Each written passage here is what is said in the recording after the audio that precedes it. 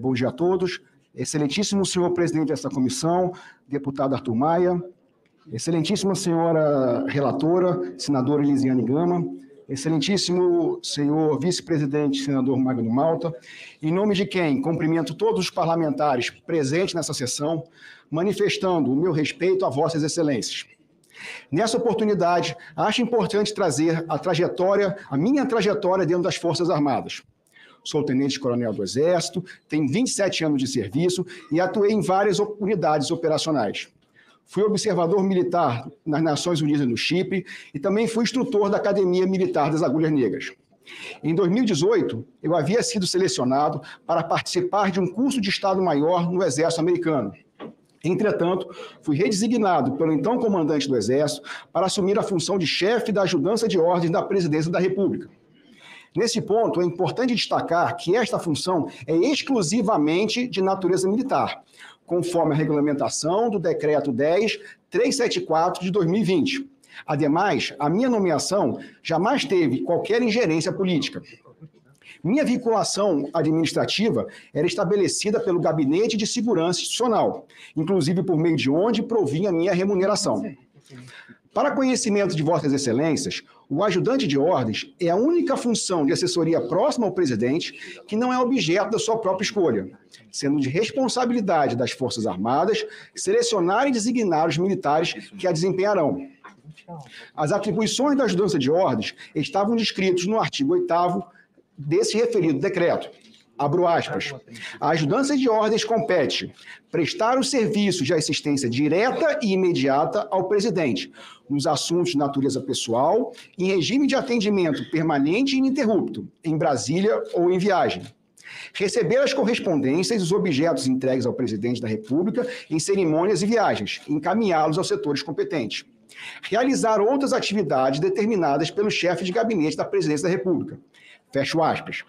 Na prática, a função dos ajudantes de ordens consistia basicamente em um serviço de secretariado executivo do ex-presidente, tendo como exemplo a realização das seguintes tarefas: execução da agenda, recepção e encaminhamento de pessoas para reuniões, atendimento de ligações e recebimento de correspondências, impressão de documentos, recebimento e entrega de presentes e auxiliar nas atividades particulares e privadas do ex-presidente, almoços, viagens, finanças pessoais, etc. No dia a dia das reuniões e agendas realizadas pelo ex-presidente, nós recepcionávamos os participantes e os direcionávamos ao local desejado, ficando ao lado de fora das salas de reunião, sempre à disposição, caso o mandatário necessitasse de algo. Da mesma forma, exatamente pela descrição inerente da função, não questionávamos o que era tratado nas respectivas agendas e reuniões. Recebíamos muitas ligações e pedidos de autoridades, ministro do Executivo, Legislativo e Judiciário, como, por exemplo, para encaixe na agenda do ex-presidente, participação e encaminhamento de temas para live, transmissão de recados, pedidos para participar de algum evento ou viagem e até mesmo de verificar a possibilidade de tirar uma simples foto com o ex-presidente. Na mesma linha, nos 4 anos em que servi como ajudante de ordens, não estava na minha esfera de atribuições analisar propostas, projetos ou demandas trazidas pelos ministros de Estado, autoridades e demais apoiadores. Ou seja, não participávamos da atividade relativa à gestão pública. Neste momento, com devido respeito a vossas excelências, passo a esclarecer os motivos da postura que adotarei ao longo dessa sessão.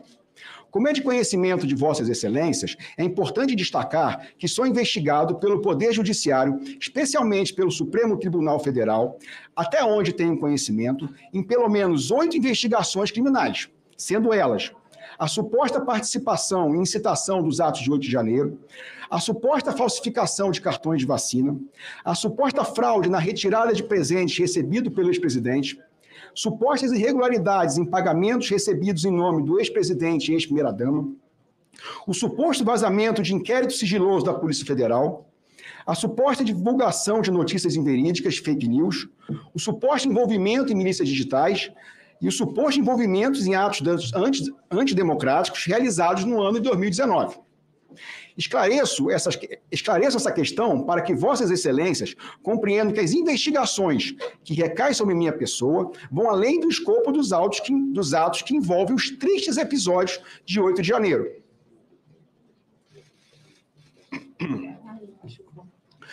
Por esse motivo, inclusive, diversos outros questionamentos que poderiam ser feitos para além desse contexto fático também não podem, por respeito ao Poder Judiciário, serem esclarecidos na condição de testemunha, pois, como demonstrei, sou formalmente investigado.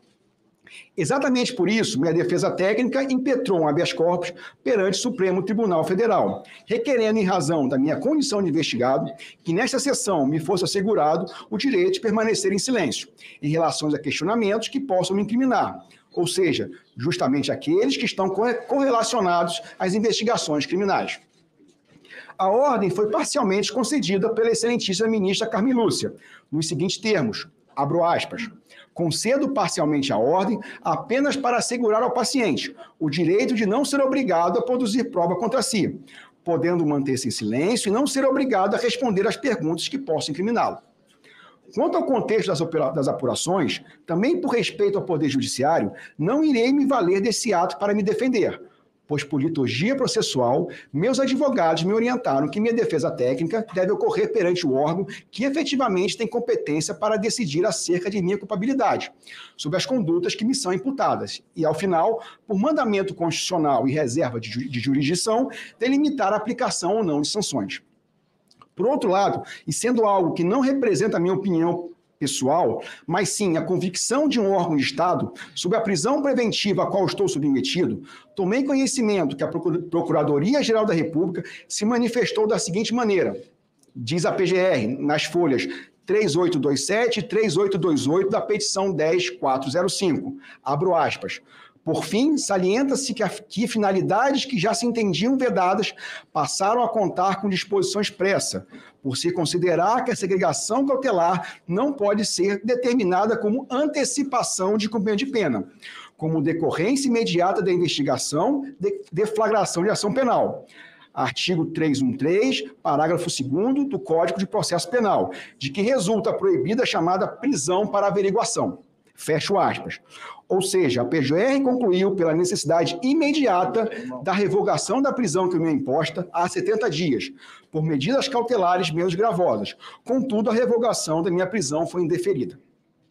Por todo exposto, e sem qualquer intenção de desrespeitar Vossas Excelências e os trabalhos conduzidos por essa CPMI, considerando a minha inequívoca condição de investigado, por orientação da minha defesa e com base na ordem do habeas corpus 229 e 323, concedida em meu favor pelo Supremo Tribunal Federal, farei uso ao meu direito constitucional ao silêncio.